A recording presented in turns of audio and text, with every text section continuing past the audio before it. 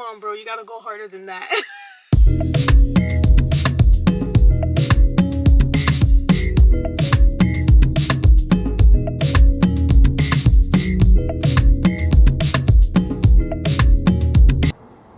Good morning. So it is a new rotation. I am in emergency medicine. Today is my first day. I'm not gonna lie, I'm a little bit nervous, just because I really don't know what to expect. And from the students that I've spoken to that have done this rotation, it seems that a lot of it is up to you, like how the rotation goes. You don't really have a set preceptor, so you have to introduce yourself every shift to someone new, and some of the preceptors like to teach and some of them don't, so you really get like what you put in. So I'm going to put my best foot forward and hope for the best. Yeah, I heard that you do get to do a lot of procedures, so I am excited about that, excited to learn some skills. Yeah, I'm not sure how much I'm gonna be able to record. I'm probably not gonna record on my camera, maybe my phone, only because I feel like the emergency department is a little bit hectic. But yeah, I just feel like I'm playing with the big boys now. So wish me luck.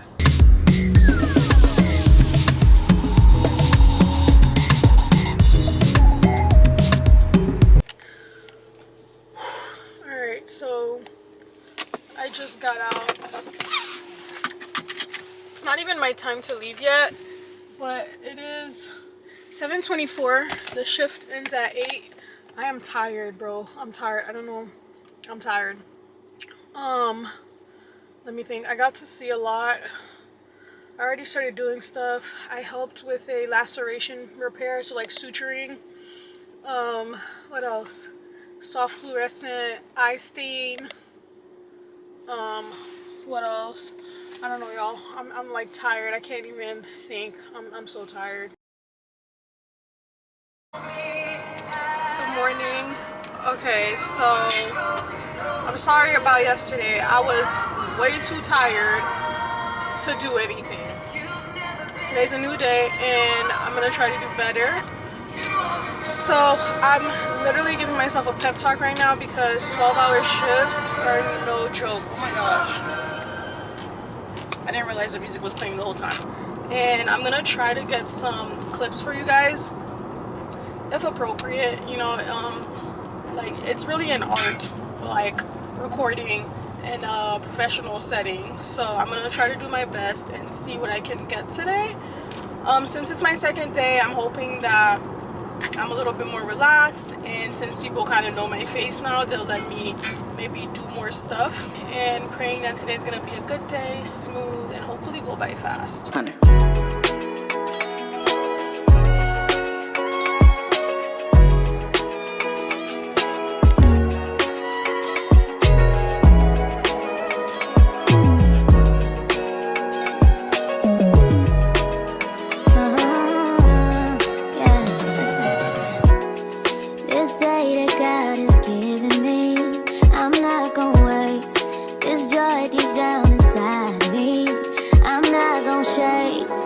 Stressed for so long, so stuck in my own way.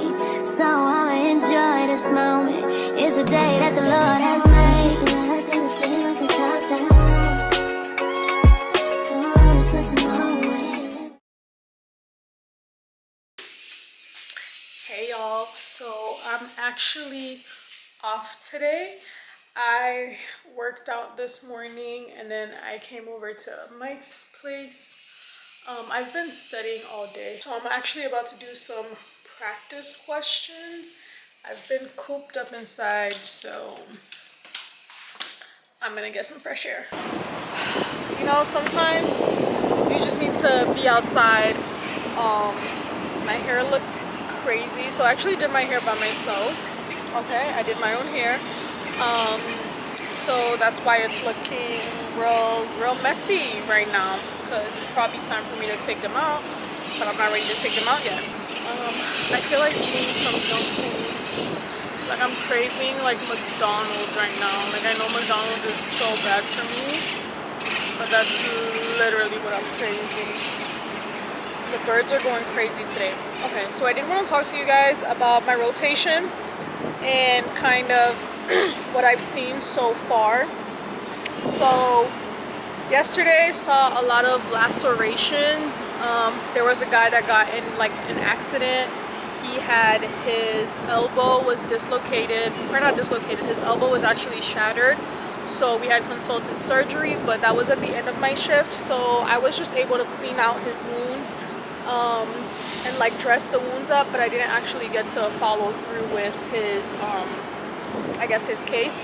So I actually do really like emergency medicine because I feel like it's like family medicine, but you get paid more and the cases are a little bit more interesting. So I think that I feel like every rotation I go to, I say that I could see myself doing it, but I really do think that I could see myself doing emergency medicine, but we will see. So with emergency medicine, like I actually get to see a lot of cases. I see about, I would say 30 patients a day, like me, myself. So I know the provider sees way more. So it is very fast paced and high volume.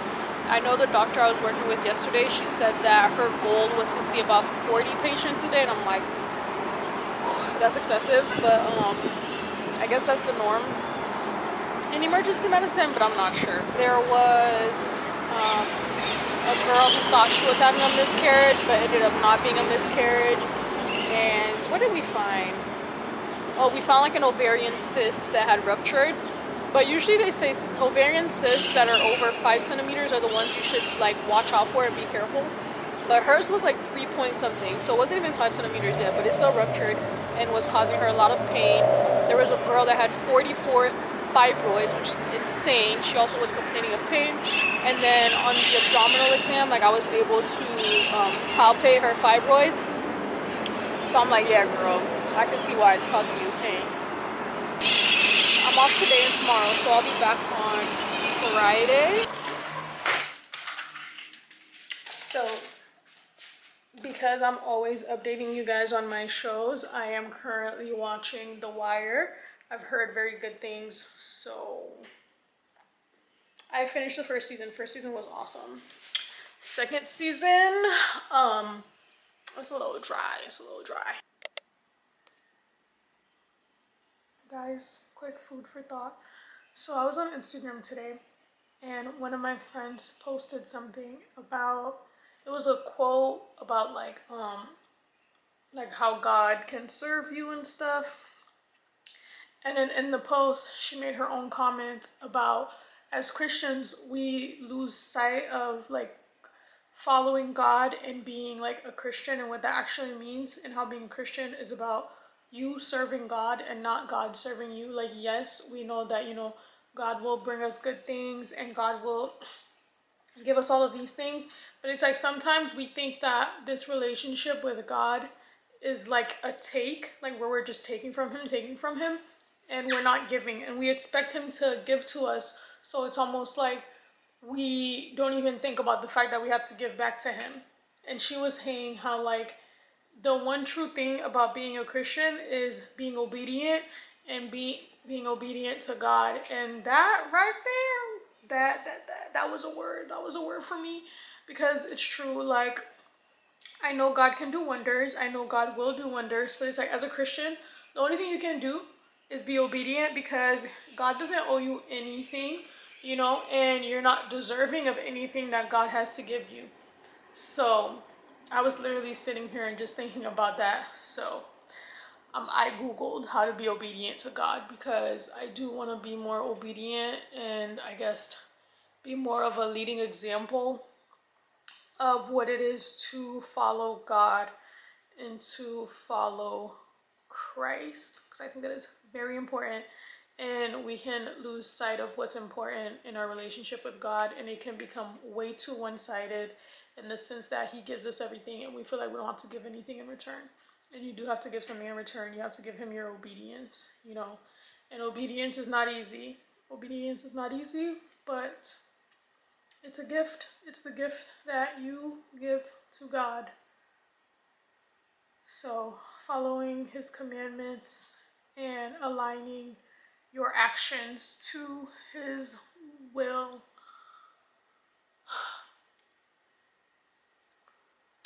Which is what I'm trying to do.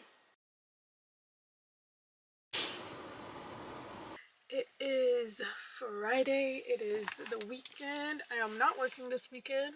So this rotation, we do have weekend shifts and night shifts. But this weekend, I'm off. Today was a really good day. Today was a good day for a girl. What happened? So first, I did a pelvic exam. It went extremely well. It went super smooth. And so something I realized about working like with different providers is, so my first pelvic exam I was taught in family medicine, right? And I like the way my preceptor taught me. I feel like that's the way that, you know, I'm gonna do it from now on, and if I need to tweak it, then I will. So Monday, I think, I did a pelvic exam with another preceptor, and she has a different method of doing them, and it was like discombobulating to me because I felt like it just didn't feel right, right? And she was like, oh, you're not doing the pelvic exam right. And I'm like, I mean, I've done this a bunch of times before and I've never had an issue. So that was kind of like whatever. But today, the preceptor I was working with was like, you've done a pelvic before, right? And I was like, yeah. He was like, okay, go ahead and do it. So I did it. He was there, no issues. I did it how I did it in family medicine. And he was like, really good job. Like, you did really good. And I'm like, thank you. So that's just to say that based on who you work with, like, some people have their way of doing things that they just want you to do it the same way. And if you don't, then it's an issue for them. And then some people don't care. They just want you to do it and do it right. And the good thing is that when you work by yourself, you get to decide however it is that you want to run things. And I get to decide how I want to do my pelvic exams. And I know how I want to do my pelvic exams. So that happened. What else? So there was a patient that came in with epididymitis, and that's like an infection of the epididymis, which is like in the testicle. There's like something that covers it. Yeah, so that, like, if it gets infected, it's called epididymitis. And usually, so in men, I believe younger than 45, it's caused by, well, they say it's caused by chlamydia or gonorrhea. And then older than 45, it's caused by E. coli. Because usually the rationale is that if they're younger, it's probably due to an STD, and if they're older, then it's probably due to just like bacteria and stuff. So today, the patient we had was not sexually active. So the PA I was working with, he was leaning more towards it was an STD, but then we found out the patient was not sexually active. So I'm like, oh, it's probably E. coli, and you should treat him with Cipro instead of Doxy, because he was going to give him doxycycline. I was like, does Doxy cover E. coli? And he was like, I'm not sure. And I was like, well, I think he's infected by E. coli. And he was like, you have a really good point. I'm going to give him Cipro. So I was like, I don't know, your girl knows what she's doing, okay? And then what else happened? And then this patient came in, and I diagnosed him with erythema multiforme. Again, my preceptor was like, I'm not sure what that is, but we're gonna talk about it. And I was like, oh, I think he has erythema multiforme. And then he like looked it up, and he was like, oh my gosh, I think you're right. And I was like, yeah, so this is the treatment. And I was like, but I'm not sure if we would give him acyclovir because that's to treat like herpes. And I didn't think he had herpes. So I was like, I'm not sure. Like, I know we would give him the steroids and the antihistamines because it was itching, but I don't know about the acyclovir. And then he was like, well, let's ask the doctor. So then he asked the doctor, and the doctor was like, honestly, you can give it to him, like the acyclovir, because if you give it to him, it won't hurt him. If he doesn't have it, and if he has it, you'll just treat him. So, like, cool. So I was like, yay, another point for me, got it right again. And then this patient came in with a stroke, a subarachnoid hemorrhage, so it was a bleed in the brain. And then one of the doctors pulled me aside, and he was pimping me. He was like, what did he say? He was like, most common cause or whatever. And I was like, Berry aneurysm. And he was like, good. And then he was like, what do you do for treatment? I was like, bring the blood pressure down. I'm like, come on, bro, you gotta go harder than that. And then he was like, with what? And then we said with what, I'm not gonna lie, he low-key got me. I was like, okay, with what? And then he was like, what class of drugs? And I was like, calcium channel blockers. And he was like, good job, nicardipine. I was like, so basically your girl was on a roll today. That's all I gotta say.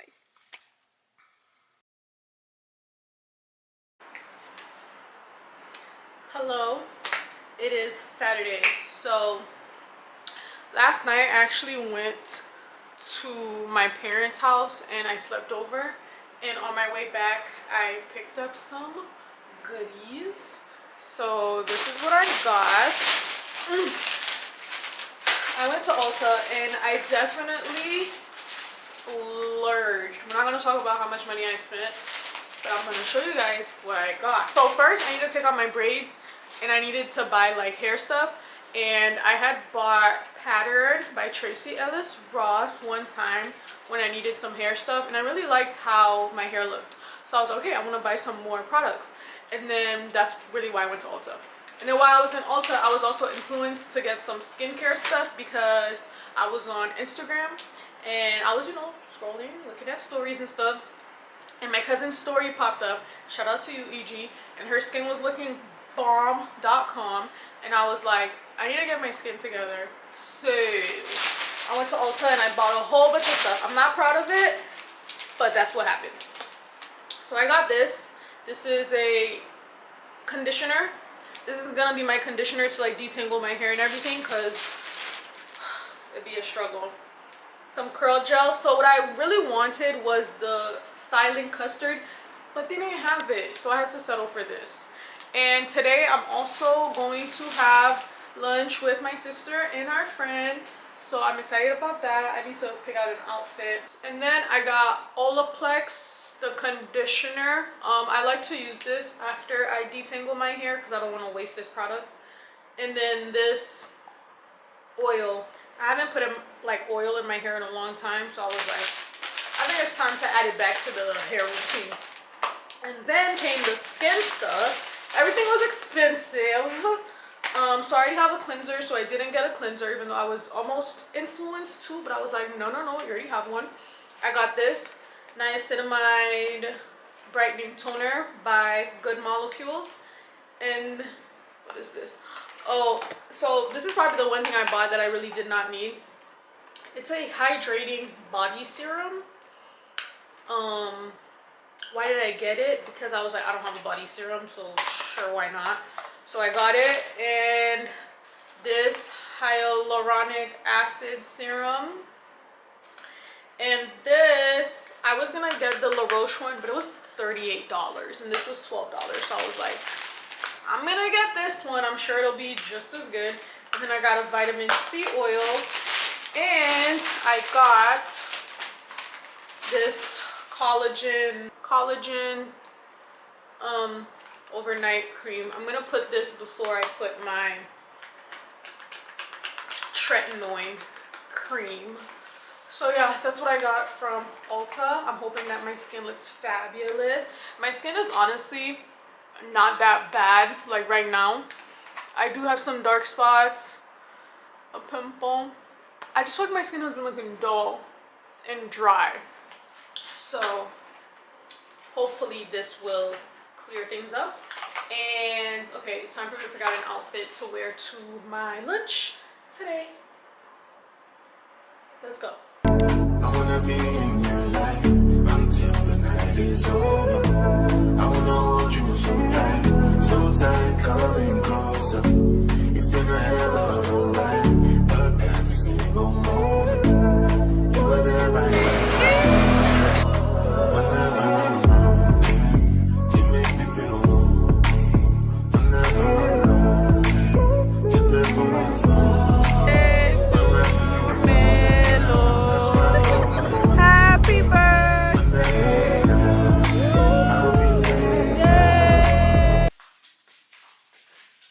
Hey y'all, so brunch was nice. The food was mid. I'm not gonna lie, the food was mid, but the drinks were good. I got a steak. The appetizers were okay. So I like my steak super like tender and juicy, and I feel like this steak was a little bit harder than I would have wanted it to be. But I already took off my makeup, as you can see, and put on regular clothes, and then came over to Mike's place because I'm supposed to do his hair today. Shampoo and conditioner. I hate men's stuff. People that make men's products are lazy. Hold you for life.